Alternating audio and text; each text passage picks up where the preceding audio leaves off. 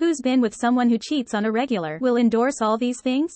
I'm about to say. Listen cheaters, have and mo. Yes, people who cheat have a way, they do things. It's almost the same as if they are learning from the same cheater's handbook and end up saying the same things. There are certain characteristics, male or female, that run through. Now, if you are currently in a relationship, and you are dealing with someone who is a huge cheat, these are definitely some things that they would say. Stay tuned. I'll run you through them in a moment.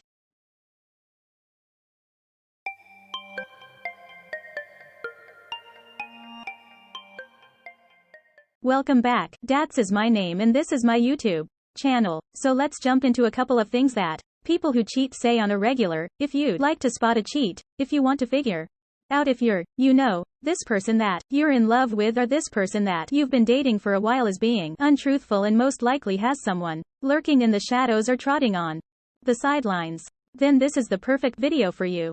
Welcome once again. So one of the phrases that people who cheats use a lot is "it didn't mean anything." And this is usually after you've called them after they probably engaged in a short fling one-night stand. So, something very short term. They would be quick to try to defuse the situation by telling you that, yes, they engaged in the ACT, but it did not mean anything. Now, here's my 2 cents. I personally think that if this person really loves you, they will consider your feelings. It's not really about how they internalized or accepted the infidelity or rationalized it to themselves. It's about the fact that they have betrayed your trust in a relationship that you thought was going to be just the two of you.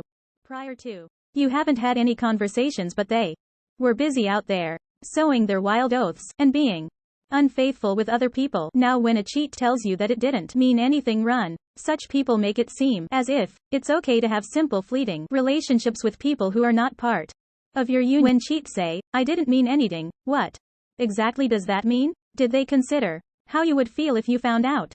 It certainly did mean something, and you should never just allow them to push that under the rug. The second thing cheaters do is they will have excuses for staying away from you. So they randomly have the spur of the moment trips that they need to take. It's usually blamed on an officer retreat.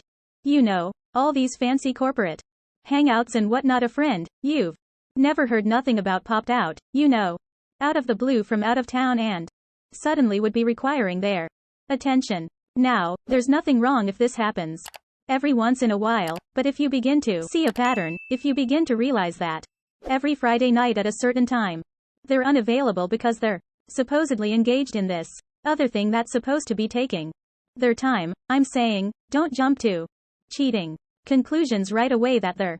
But however, make sure that, for sure you get to the bottom of whatever it is that they want you to believe. I'll leave a business owner. They never give an excuse for the reason why they cannot be at whatever function. Better get, why can't they take you along to this all important thing? Yes, I know maybe some work, getaways would not allow you to come with partners. However, there are also some that do. I'm saying, do your homework? Well, because this is something that you would hear them do or see them do every single time. Number 3, most people who cheats will play the friendship card. What does that look like? They were telling you that all this person is just a friend. Some old friend? I just made some new friends. You would hear that friend were being bandied about more than you would care to know. Now a lot of people who cheat have the proclivity to label inappropriate relationships under the friendship tag. Declaring a friendship as platonic is usually one way to easily get you to chill or not kick up a fuss, just because they're on the phone with this person or hanging out with this person a bit too much. Meanwhile, deep down, they know that it's deeper than that.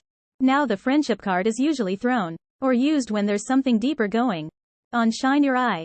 People who cheat will gaslight you, just in case you haven't heard of gaslighting, the dictionary defines it as to manipulate someone by psychological means into questioning their own sanity. Now get this, gaslighting happens when the perpetrator tries to control the victim by twisting their sense of reality. A typical example of be a part of doing something abusive and then pretending that it never happened or denying that it ever happened.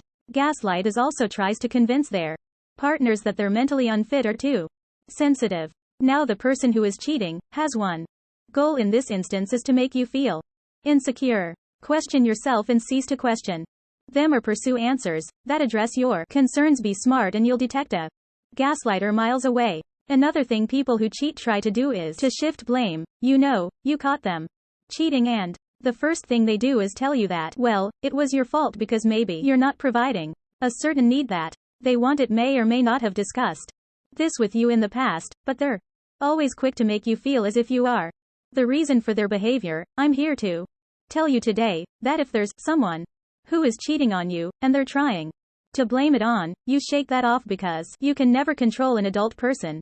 Neither can you tell them how to behave when they're faced with situations.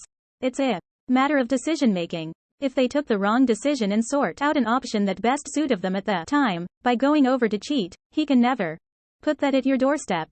It was their decision, and they need to take responsibility for it. I can't be sad with you. Just take my hand and fly up through the dreams where the skies are so clear. With you, I wanna stay with you. Another thing cheaters like to do is to deny fault. Pop culture has made it a thing. Love me today, let's run up through the fields where the sun shines and heals. Where if basically you're not caught red-handed, you can deny it from here to Jericho and no one can challenge you. It's like provide evidence or shut up. The first instinct of most cheats is to deny accusations. It doesn't mean that they're innocent. It just means that you'll have to take the longer route to prove their guilt. And one thing that a lot of cheats do as well is to play with semantics. So for instance, you could say, I caught you cheating. I know you're cheating on me. They would say, I'm not having sex with anybody. Yes, they're not having sex with anyone. But cheating means different things to different people who see the different types of cheating. There's physical cheating, where you're jumping in their bed, but emotional, you're fantasizing about them, you're sending them sexually suggestive messages that would make your partner uncomfortable if they find it. That is all cheating. The fact that you haven't gone up and slid into his or her bed doesn't absolve you from the cheating tag. I believe that the moment people begin to accept that, things will become a lot more clear when it comes to relationships, do's and don'ts. Some people think the only time of cheating is if you actually go on to have sex or you have any physical touch with a person. That's a difference between men and women. A lot of men do the physical thing, women do more of the emotional cheating. You know, say a work colleague will be sending her inappropriate messages flirting with she loves the attention, and she's taking it back. That's all cheating. And if you disagree, please put in the comments below. Let's have a healthy banter on this, but I feel that too many people try to get away with illegally investing their emotions elsewhere apart from the partner they are in a committed relationship with. Let's run